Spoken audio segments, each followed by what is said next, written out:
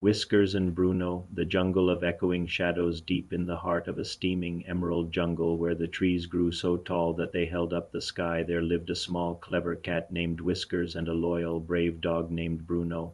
Though they were very different, they had been the best of friends since they were little. They lived near a quiet village at the edge of the forest, but today was no ordinary day. Today they were going into the jungle. The sun was slowly rising, golden light spilling over the treetops like melted honey. Birds screeched and sang, monkeys chattered, and everything felt alive. Ready?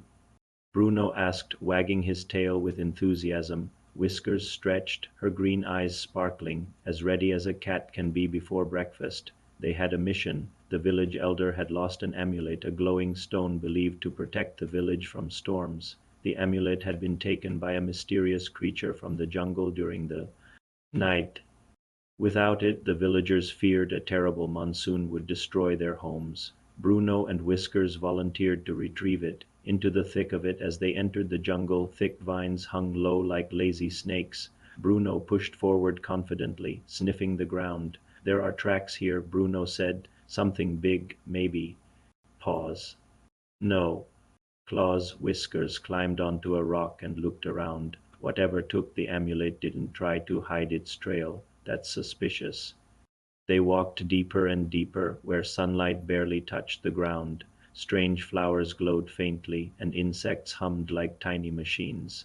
They passed a waterfall that shimmered like crystal and crossed a narrow bridge made of tangled roots. Suddenly crack. Bruno froze. What was that? Whiskers lifted her tail. Something's watching us. Two glowing yellow eyes appeared from behind the leaves. Run. Whiskers hissed. They dashed through the underbrush as a massive jungle boar burst from the foliage.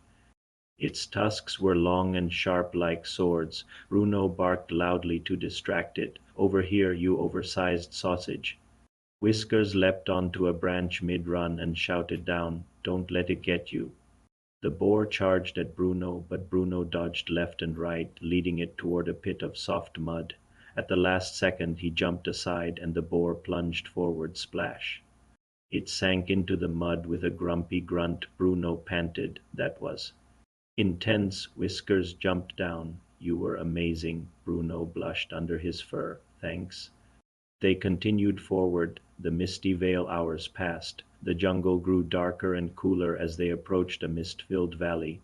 The air here felt heavier. Whiskers shivered. Something's wrong. Even the birds are quiet. Bruno sniffed the ground. Yes. And the footprints are clearer here. Whatever we're tracking came through. The mists whirled strangely, like it was alive. They slowly walked through it step by careful step. Then soft whispers brushed past them. Turn back. The jungle keeps what it takes. Leave. Before it's too late. Whiskers' fur bristled. Bruno, she whispered, do you hear that?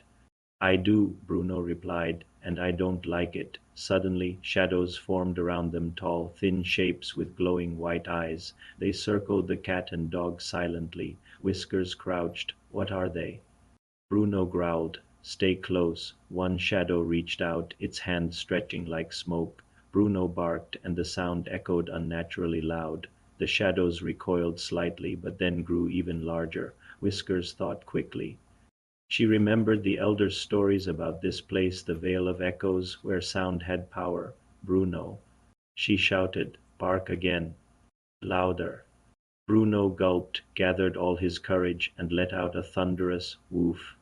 The blast of sound rippled through the mist, scattering the shadows like dust. The white eyes faded into nothingness, and the mist slowly cleared. Bruno collapsed onto the ground, exhausted. Whiskers nudged him gently. You saved us.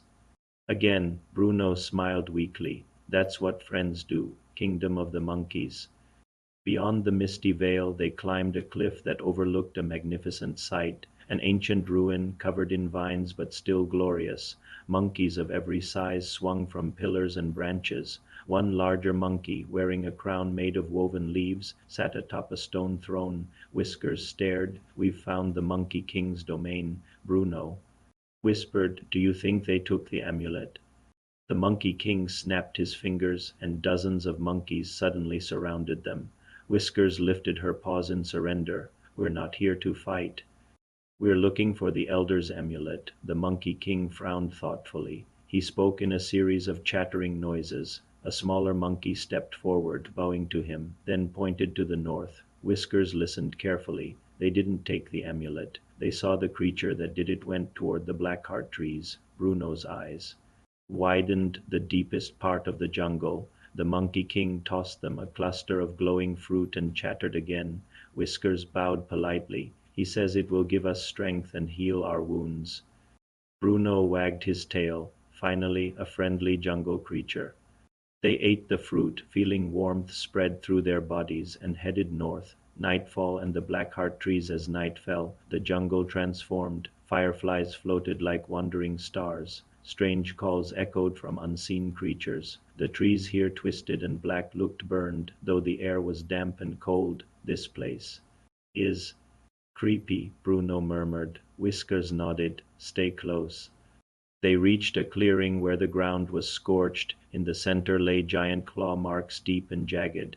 Then they heard a low growl. A massive figure stepped out from behind a tree. It was a panther, black as midnight, with glowing green eyes and thick scars across its body. Around its neck hung the Elder's amulet. Whiskers gasped. "The Shadow Panther." Bruno stood tall. "We have to get the amulet." The panther hissed, its eyes narrowing. Whiskers whispered, "Be careful. Panthers are faster than wind." Bruno charged, barking fiercely. The panther leapt aside effortlessly. Whiskers dashed forward, trying to swipe the amulet, but the panther flicked her aside with its tail. "It's guarding it," Whiskers said. "Why?"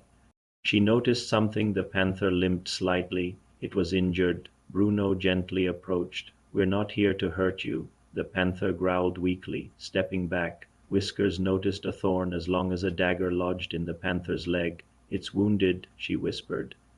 "That's why it took the amulet. The amulet's warmth soothes pain." Slowly, carefully, Whiskers walked toward the panther. "If you let us help, we'll give the amulet back to the Elder afterward. We promise." The panther's glowing eyes softened. It crouched, allowing Whiskers to inspect the wound. "Bruno," Whiskers said, "hold it steady." Bruno nodded gently and placed one paw on the panther's shoulder. "On three," Whiskers said softly. "1, 2, 3." She pulled the thorn free. The panther roared but then relaxed, the tension melting from its body. It bowed its head gratefully. Whiskers smiled. "There, you're safe now." The panther nudged the amulet toward them. Bruno picked it up carefully. "Thank you." The panther let out a quiet purr, then slunk back into the shadows, disappearing silently. Return at dawn. The journey back was peaceful. Even the jungle seemed calmer, as if relieved. Birds greeted the sunrise with cheerful melodies. When Whiskers and Bruno reached the village, the Elder rushed forward. "You've returned. And the amulet. Oh, thank the forest spirits." Bruno handed the amulet over proudly. Whiskers stretched tiredly. It was quite the adventure. The villagers celebrated, cooking feasts and dancing. Whiskers and Bruno were treated like heroes. Later, under the starry sky, the two friends sat together on a hill overlooking the jungle. Bruno sighed contentedly. "I'm glad we did it." Whiskers smiled. "As long as we're together, we can face anything." And from somewhere deep in the jungle, a soft panther roar echoed through the night, grateful and free.